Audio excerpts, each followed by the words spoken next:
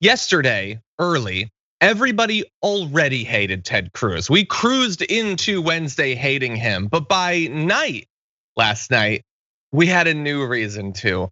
When he decided to do one of the most detached, aloof, the peasants can fend for themselves behaviors that I can imagine, when he apparently, this is the theory, flew to Cancun while millions of his constituents are having to boil water. They're literally dying in their cars of methane poisoning because they don't have heat for multiple days.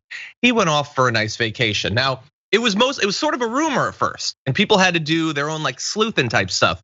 David Schuster tweeted out a confirmation at that point that was sort of semi-considered confirmed that Ted Cruz was on that plane. And you see the picture there. Now, that could either be Ted Cruz or the least lucky man in America who can credibly pass for Ted Cruz. I feel terrible for that person. But then another person sent this photo, and you can see there, I think that's a human. And if it is, it looks like Ted Cruz. But the issue with these photos going around as they were circulating is that we didn't know when they're from. And there have been these sorts of things that have blown up, and then it turns out, sure, it's Ted Cruz at an airport, but it was 3 years ago or something like that. So, and the mystery grew, Anna, because Cruz's Senate office didn't respond to multiple queries seeking comment. His social media pages and official websites made no mention of the photos or of trips. And it took until this morning for it to be confirmed that it was him. And it happened, dagger in the back style, Fox News putting out, they have a source that says that he did fly to Cancun amid all of what's going on. What do you think? I didn't know that Fox News blew the whistle. Like, I didn't know that it was Fox News, especially because remember, usually the Republican lawmakers that ever face the ire of Fox News and its pro-Trump conservative bias happen to be the Republican lawmakers who are willing to actually call Trump out or criticize him, maybe even vote to impeach him. So it's interesting that Fox is the news source that confirmed this, considering the fact that Ted Cruz has sacrificed his wife, he's sacrificed the country, all to show his undying loyalty to Donald Trump. So I love that wrinkle to the story. But is anyone really surprised? Come on, guys.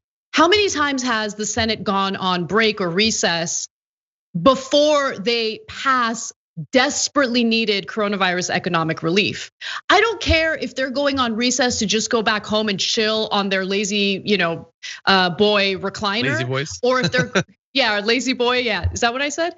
That's it. Or if they're going to Cancun. To me, it's the same thing. It's a complete abandoning of the American people. And it's absolutely disgusting that the Senate is on recess at all right now, as we're facing multiple crises.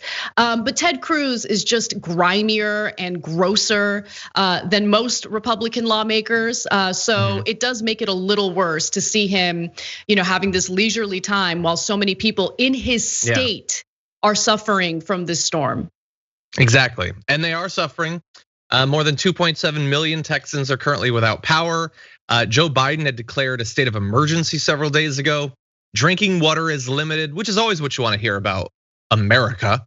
And in many areas, boil notice warnings have gone into place, advising that it's not to drink water tap without boiling it first. Houston, which is Cruz's hometown, is under a boil water notice. And KHOU reported that people have taken to draining water out of water heaters and collecting rainwater in order to stay hydrated.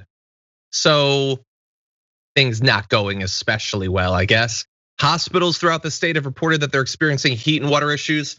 And at the extreme cold across the region that has been tied to the deaths of at least 20 people, many Texans have been out without heat for several days. And so that number could go up. So that is the situation that he could have returned to from DC, but decided, Cruzy needs to soak.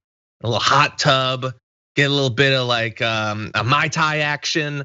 That's what Cruzy needs. And that's what he decided to do. And look, as you point out, it's not like he's the only one that's disconnected, but they're all disconnected from the pandemic. He's disconnected from that and the crisis in his state. And he decided to go on like a tropical vacation. That is just, even in America, where the bar for our politicians is buried like 10 feet from the center of the earth, you can't do that much all at once. That's too much.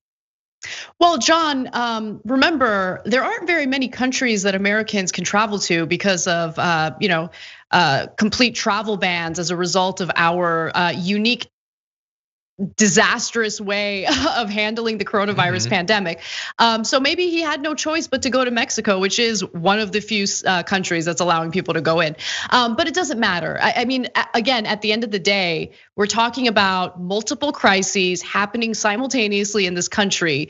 No lawmaker should be on break, and no lawmaker should be, catching some rays in Cancun. Like, he needs to be here, but more importantly, Senate needs to be in session.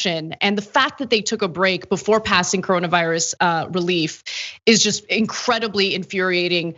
Texas is under a state of emergency.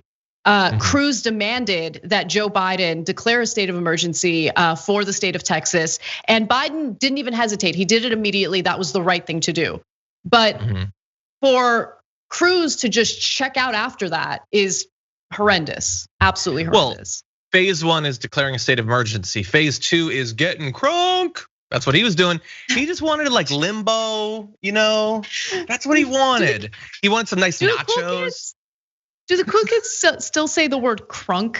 I feel like maybe whether they do or not, I wouldn't stay know. Away from that. But anyway, he probably does. I'm about as cool as Ted Cruz.